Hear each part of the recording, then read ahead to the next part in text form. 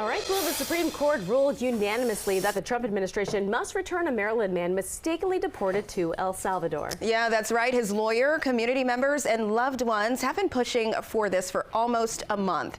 We have our DC News Now's Yamari Sase. She's live at the Supreme Court. Good morning, Yamari. I know his family is likely just breathing a sigh of relief.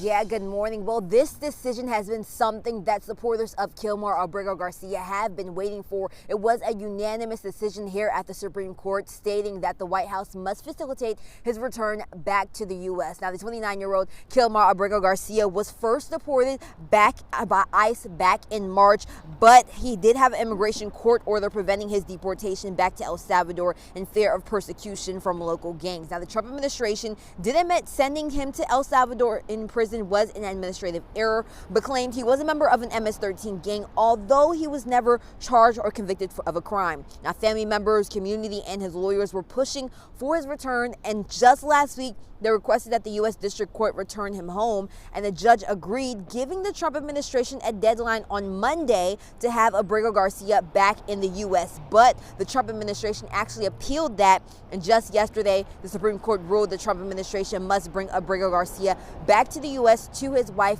and children. Now, in a statement from the White House, they do say, as the Supreme Court correctly recognized, it is the exclusive prerogative of the president to conduct foreign affairs. By directly noting the deference owed to the executive branch, this ruling once again illustrates the activist judges do not have the jurisdiction to seize control of the president's authority to conduct foreign policy. Now, those in support of this decision, like Governor Wes Moore, said in a statement, as the governor of Maryland, public safety is my #1 priority, but our system of justice demands fairness, and the U.S. Supreme Court has unanimously spoken that fairness is expected for Kilmar.